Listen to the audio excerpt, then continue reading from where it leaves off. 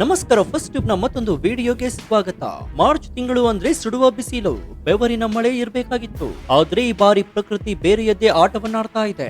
April May ತಿಂಗಳಿನ ಬಿಸಿಲಿನ ಬೇಗೆಯಿಂದ ಕಂಗೆಟ್ಟಿದ್ದಂತಹ ಜನತೆಗೆ ಹವಾಮಾನ ಇಲಾಖೆ ಒಂದು ದೊಡ್ಡ ಯೂಟರ್ನ್ ಸುದ್ದಿಯನ್ನು ನೀಡಿದೆ. ಹೌದು, ಮುಂದಿನ ಕೆಲವು ದಿನಗಳ ಕಾಲ ದೇಶಾದ್ಯಂತ ಮತ್ತು ವಿಶೇಷವಾಗಿ ನಮ್ಮ ಕರ್ನಾಟಕದಲ್ಲಿ ಧಾರಾಕಾರ ಮಳೆಯಾಗುವ ಮುನ್ಸೂಚನೆ ಇದೆ. ಕೇವಲ ಮಳೆಯಲ್ಲ, ಗಂಟೆಗೆ 60ರಿಂದ 70 ಕಿಲೋಮೀಟರ್ ವೇಗದಲ್ಲಿ ಬೀಸುವ ಚಂಡಮಾರುತದಂತಹ ಗಾಳಿ, ಗುಡುಗು ಮತ್ತು ಆಲಿಕಲ್ಲು ಮಳೆಯಾಗುವಂತಹ ಎಚ್ಚರಿಕೆಯನ್ನ ಐಎಂಡಿ ನೀಡಿದೆ. ಹಾಗಾದ್ರೆ ಬೇಸಿಗೆಯಲ್ಲಿ ಮಳೆಯಾಗ್ತಾ ಇರೋದಾದ್ರೂ ಯಾಕೆ? ಇದು ಕೇಡುಗಾಲದ ಮುನ್ಸೂಚನೆನಾ? ಮುಂದಿನ 48 ಗಂಟೆಗಳಲ್ಲಿ ಯಾವ ರಾಜ್ಯಗಳಲ್ಲಿ ಮಳೆಯಾಗಲಿದೆ? ಕರ್ನಾಟಕದ ಯಾವ ಭಾಗದಲ್ಲಿ ಯೆಲ್ಲೋ ಅಲರ್ಟ್ ಅನ್ನ ಘೋಷಣೆ ಮಾಡಲಾಗಿದೆ? ಈ ಅಕಾಲಿಕ ಮಳೆಗೆ ಕಾರಣವಾದ್ರೂ ಏನು? ಈ ಎಲ್ಲಾ ಮಾಹಿತಿನ ಇವತ್ತಿನ ಈ ವಿಡಿಯೋದಲ್ಲಿ ನೋಡೋಣ. ಆದ್ರೆ ಅದಕ್ಕೂ ಮುನ್ನ ನಿಮ್ದು ಯಾವರು ನಿಮ್ಮೂರಲ್ಲಿ ಮಳೆಯಾಗ್ತಾ ಇದ್ಯಾ ಅಥವಾ ಬಿಸಿಲು ಕೆಂಡ ಕಾಡ್ತಾ ಇದ್ಯಾ? ಕಮೆಂಟ್ ಮಾಡಿ ಹಾಗೂ ವಿಡಿಯೋಗೆ ಲೈಕ್ ಕೊಡಿ. ಭಾರತೀಯ ಹವಾಮಾನ ಇಲಾಖೆಯ ಇತ್ತೀಚಿನ ವರದಿ ಪ್ರಕಾರ ಪಶ್ಚಿಮದಲ್ಲಿ ಉಂಟಾಗ್ತಾ ಇರುವಂತಹ ಸಕ್ರಿಯ ಅಡಚಣೆ ಮತ್ತು ವಾಯುಮಂಡಲದ ಮೇಲ್ಮಟ್ಟದಲ್ಲಿ ಉಂಟಾಗಿರುವಂತಹ ಚಂಡಮಾರುತದ ಸುಳಿಗಾಲಿಯೇ ಈ ಬದಲಾವಣೆಗೆ ಮುಖ್ಯ ಕಾರಣ. ಉತ್ತರ ಭಾರತದ ಸ್ಥಿತಿಯನ್ನು ನೋಡುವುದಾದ್ರೆ ಜಮ್ಮು ಮತ್ತು ಕಾಶ್ಮೀರ, ಲಡಾಖ್, ಹಿಮಾಚಲ ಪ್ರದೇಶ ಮತ್ತು ಉತ್ತರಾಖಂಡದ ಪಶ್ಚಿಮ ಹಿಮಾಲಯದ ಪ್ರದೇಶದಲ್ಲಿ ಕೇವಲ ಮಳೆಯಷ್ಟೇ ಅಲ್ಲ, ಭೀಕರ ಹಿಮಪಾತವೂ ಕೂಡ ಆಗುವ ಸಾಧ್ಯತೆ ಇದೆ. ಇನ್ನು ಬಯಲು ಸೀಮೆಯ ಅಬ್ಬರವನ್ನು ನೋಡುವುದಾದ್ರೆ ಪಂಜಾಬ್, ಹರಿಯಾಣ, ದೆಹಲಿ, ಉತ್ತರ ಪ್ರದೇಶ ಮತ್ತು ರಾಜಸ್ಥಾನದ ಕೆಲವು ಭಾಗಗಳಲ್ಲಿ ಗಂಟೆಗೆ 40ರಿಂದ 60 ಕಿಲೋಮೀಟರ್ ವೇಗದಲ್ಲಿ ಗಾಳಿ ಬೀಸಲಿದೆ. ಕೆಲವು ಕಡೆಗಳಲ್ಲಿ ಈ ವೇಗ 70 ಕಿಲೋಮೀಟರ್ ತಲುಪಬಹುದು ಅಂತ ಅಂದಾಜಿಸಲಾಗಿದೆ. ಈಗ ನಮ್ಮ ಕರ್ನಾಟಕದ ವಿಚಾರಕ್ಕೆ ಬರುವುದಾದ್ರೆ ಕಳೆದ ಕೆಲವು ದಿನಗಳಿಂದ ಉರಿ ಬಿಸಿಲಿಗೆ ಬೆಂದು ಹೋಗಿದ್ದಂತಹ ಕನ್ನಡಿಗರಿಗೆ ವರುಣದೇವ ತಂಪೆರೆಯಲಿದ್ದಾನೆ. ಬೆಂಗಳೂರಿನಲ್ಲಿ ಇಂದು ಮುಂಜಾನೆಯೇ ಮೋಡ ಕವಿದ ವಾತಾವರಣ ನಿರ್ಮಾಣವಾಗಿದೆ. ಹಾಗಾದ್ರೆ ಯಾವ ಜಿಲ್ಲೆಗಳಿಗೆ ಎಚ್ಚರಿಕೆಯನ್ನು ನೀಡಲಾಗಿದೆ ಅಂತ ನೋಡುವುದಾದ್ರೆ ಉತ್ತರ ಕರ್ನಾಟಕ ಭಾಗದ ಬಾಗಲಕೋಟೆ, ಬೆಳಗಾವಿ, ಬೀದರ್, ಧಾರವಾಡ, ಗದಗ, ಹಾವೇರಿ, ಕಲಬುರಗಿ, ಕೊಪ್ಪಳ, ವಿಜಯಪುರ ಮತ್ತು ಯಾದಗಿರಿ. ಇನ್ನು ಮಲೆನಾಡು ಕರಾವಳಿ ಹತ್ರ ನೋಡುವುದಾದ್ರೆ ಶಿವಮೊಗ್ಗ, ಚಿಕ್ಕಮಗಳೂರು, ಹಾಸನ ಮತ್ತು ದಕ್ಷಿಣ ಕನ್ನಡ. ಇನ್ನು ಮಧ್ಯ ಕರ್ನಾಟಕದ ದಾವಣಗೆರೆ. ಈ ಜಿಲ್ಲೆಗಳಲ್ಲಿ ಮುಂದಿನ 4 ದಿನಗಳ ಕಾಲ ಗುಡುಗು ಸಹಿತ ಜೋರಾದ ಗಾಳಿಯೊಂದಿಗೆ ಹಗುರದಿಂದ ಸಾಧಾರಣ ಮಳೆಯಾಗಲಿದೆ. ರೈತರು ತಮ್ಮ ಬೆಳೆಗಳ ಬಗ್ಗೆ ಜಾಗೃತಿ ವಹಿಸಬೇಕಾದ ಸಮಯವಿತು. ಇನ್ನು ದಕ್ಷಿಣ ಮತ್ತು ಉತ್ತರ ಭಾರತ ಮಾತ್ರವಲ್ಲ, ಈಶಾನ್ಯ ಭಾರತದಲ್ಲೂ ವರುಣನ ಆರ್ಭಟ ಜೋರಾಗಿದೆ. ಅರುಣಾಚಲ ಪ್ರದೇಶ, ಅಸ್ಸಾಂ, ಮೇಘಾಲಯ, ನಾಗಾಲ್ಯಾಂಡ್ ಸೇರಿದಂತೆ 7 ಸಿಸ್ಟರ್ ರಾಜ್ಯಗಳಲ್ಲಿ ಮುಂದಿನ 5ರಿಂದ 6 ದಿನಗಳ ಕಾಲ ಭಾರಿ ಮಳೆಯಾಗಲಿದೆ. ಭಾನುವಾರ ಮತ್ತು ಸೋಮವಾರ ಈಗಾಗಲೇ ಅಸ್ಸಾಂನ ಸಿಲ್ಚರ್ ಮತ್ತು ದಿಬ್ರುಗಢದಲ್ಲಿ ಮಳೆಯಾಗಿದೆ. ಇತ್ತ ಒಡಿಶಾದ ಮಯೂರ್ಭಂಜ್ನಲ್ಲೂ ಕೂಡ ವಾತಾವರಣ ಬದಲಾಗಿದೆ. ದೆಹಲಿಯಲ್ಲಿ ಮಾರ್ಚ್ 18ರಂದು ಮಳೆಯಾಗುವ ಸಾಧ್ಯತೆ ಕೂಡ ಇದ್ದು ತಾಪಮಾನದಲ್ಲಿ ದಿಢೀರ್ ಕುಸಿತ ಕಂಡು ಬಂದಿದೆ. ಇನ್ನು ಮಾರ್ಚ್ ನಲ್ಲಿ ಇಷ್ಟೊಂದು ಮಳೆ ಯಾಕೆ? ತಜ್ಞರ ಪ್ರಕಾರ ಎಲ್ನಿನೋ ಪ್ರಭಾವ ಕಡಿಮೆ ಆಗ್ತಾ ಇರುವುದು ಮತ್ತು ಬಂಗಾಳ ಕೊಲ್ಲಿನ ತೇವಾಂಶ ಭರಿತ ಗಾಳಿ ಭೂಭಾಗದತ್ತ ನುಗ್ಗುತ್ತಿರುವುದು ಈ ಬದಲಾವಣೆಗೆ ಪ್ರಮುಖ ಕಾರಣವಾಗಿದೆ. ಇನ್ನು ಇದೇ ವೇಳೆ ರೈತರಿಗೆ ಆತಂಕ ಕೂಡ ಇದೆ. ಈ ಸಮಯವು ಅನೇಕ ಬೆಳೆಗಳ ಕೊಯ್ಲಿನ ಸಮಯ. ಮಾವು, ದ್ರಾಕ್ಷಿ, ಗೋಧಿ ಬೆಳೆಯುವಂತಹ ರೈತರಿಗೆ ಆಲಿಕಲ್ಲು ಮಳೆ ದೊಡ್ಡ ಶಾಪವಾಗಬಹುದು. ಗುಡುಗು ಮಿಂಚಿನ ಸಂದರ್ಭದಲ್ಲಿ ಮರದ ಕೆಳಗೆ ನಿಲ್ಲದಂತೆ ಮತ್ತು ಜಾನುವಾರುಗಳನ್ನು ಸುರಕ್ಷಿತವಾಗಿರಿಸಲು ಹವಾಮಾನ ಇಲಾಖೆ ಸೂಚನೆ ನೀಡಿದೆ. ಇನ್ನು ನಗರ ಪ್ರದೇಶದ ಸಮಸ್ಯೆಗಳನ್ನು ನೋಡೋದಾದ್ರೆ ಬೆಂಗಳೂರಿನಂತಹ ನಗರದಲ್ಲಿ ದಿಢೀರ್ ಮಳೆಯಿಂದಾಗಿ ಸಂಚಾರ ದಟ್ಟಣೆ ಮತ್ತು ತಗ್ಗು ಪ್ರದೇಶಗಳಿಂದ ನೀರು ತಗ್ಗುವ ಭೀತಿ ಇದೆ.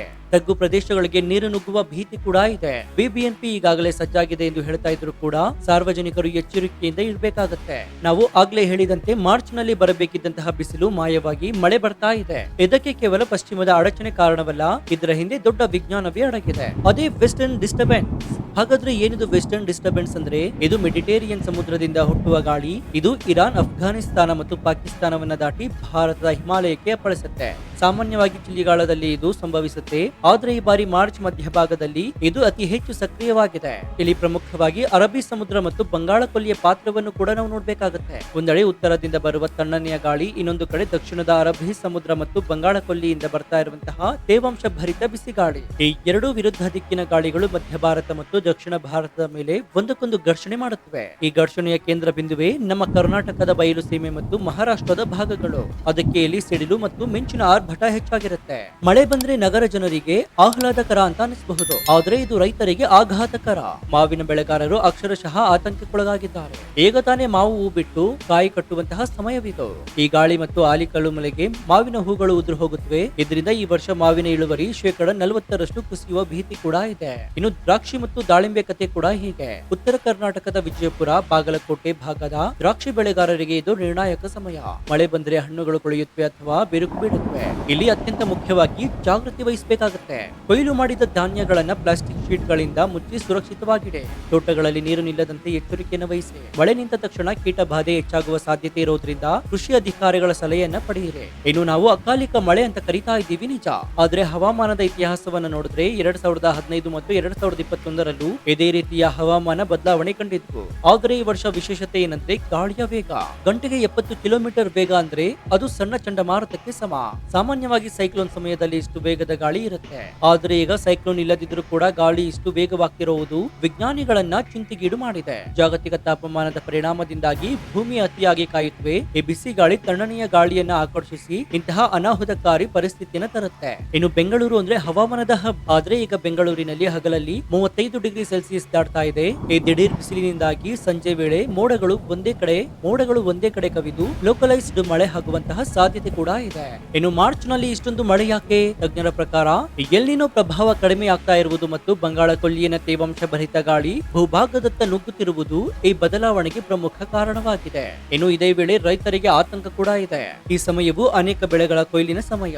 ಮಾವು, ದ್ರಾಕ್ಷಿ, ಗೋಧಿ ಬೆಳೆಯುವಂತಹ ರೈತರಿಗೆ ಆಲಿಕಲ್ಲು ಮಳೆ ದೊಡ್ಡ ಶಾಪವಾಗಬಹುದು. ಗುಡುಗು ಮಿಂಚಿನ ಸಂದರ್ಭದಲ್ಲಿ ಮರದ ಕೆಳಗೆ ನಿಲ್ಲದಂತೆ ಮತ್ತು ಜಾನುವಾರುಗಳನ್ನು ಸುರಕ್ಷಿತವಾಗಿರಿಸಲು ಹವಾಮಾನ ಇಲಾಖೆ ಸೂಚನೆ ನೀಡಿದೆ. ಬೆಂಗಳೂರಿನ ಟೆಕ್ಕಿಗಳು ಮತ್ತು ದೈನಂದಿನ ಪ್ರಯಾಣಿಕರಿಗೆ ಗಮನಿಸಿ, ಮಾರ್ಚ್ 18 ಮತ್ತು ಮಾರ್ಚ್ 19 ಸಂಜೆ ವೇಳೆಗೆ ನೀವು ಕೆಲಸ ಮುಗಿಸಿ ಮನೆಗೆ ಹೋಗುವಾಗ ರಸ್ತೆಗಳಲ್ಲಿ ಟ್ರಾಫಿಕ್ ಜಾಮ್ ಆಗುವ ಎಲ್ಲ ಲಕ್ಷಣಗಳಿವೆ. ಅಂಡರ್ ಪಾಸ್ ಗಳಲ್ಲಿ ನೀರು ನಿಲ್ಲಬಹುದು, ಮರಗಳು ಬೀಳುವ ಸಂಭವವಿದೆ. ಹಾಗಾಗಿ ಹಳೆಯ ಕಟ್ಟಡಗಳ ಅಥವಾ ಮರಗಳ ಕೆಳಗೆ ಗಾಡಿ ನಿಲ್ಲಿಸಬೇಡಿ. ಪ್ರಕೃತಿ ನಮಗೆ ಎಚ್ಚರಿಕೆಯನ್ನು ನೀಡ್ತಾ ಇದೆ. ಅಕಾಲಿಕ ಮಳೆ ಕೇವಲ ಮಳೆಯಲ್ಲ, ಅದು ಹವಾಮಾನ ತುರ್ತು ಪರಿಸ್ಥಿತಿಯ ಮುನ್ಸೂಚನೆ. ಈ ಮಳೆಗೆ ಸಿಲುಕಬೇಡಿ, ಆರೋಗ್ಯ ಕಾಪಾಡಿಕೊಳ್ಳಿ. ಬಿಸಿಲಿನಲ್ಲಿ ಒಣಗಿದ್ದ ನೆಲಕ್ಕೆ ಮಳೆ ಬಿದ್ದಾಗ ಬರುವಂತಹ ಆ ವಾಸನೆ ಖುಷಿ ನೀಡಬಹುದು, ಆದ್ರೆ ಅದರೊಂದಿಗೆ ಬರುವಂತಹ ಸಾಂಕ್ರಾಮಿಕ ರೋಗಗಳ ಬಗ್ಗೆ ಜಾಗೃತಿ ವಹಿಸಿ. ಇಲ್ಲಿ ವಿಶೇಷ ಸೂಚನೆ ಏನಂದ್ರೆ, ನಿಮ್ಮ ಭಾಗದಲ್ಲಿ ಮಳೆ ಆಗ್ತಾ ಇದ್ರೆ ಅಥವಾ ಗಾಳಿ ಬೀಸ್ತಾ ಇದ್ರೆ ಅದನ್ನ ನಮ್ಮ ಕಮೆಂಟ್ ಬಾಕ್ಸ್ ನಲ್ಲಿ ತಿಳಿಸಿ. ವಿಡಿಯೋವನ್ನ ನಿಮ್ಮ ರೈತರಿಗೆ ಕೂಡ ಶೇರ್ ಮಾಡಿ. ಈ ಉಪಯುಕ್ತ ಮಾಹಿತಿ ಅವರಿಗೂ ಕೂಡ ಎಚ್ಚರಿಕೆಯನ್ನು ನೀಡುತ್ತೆ.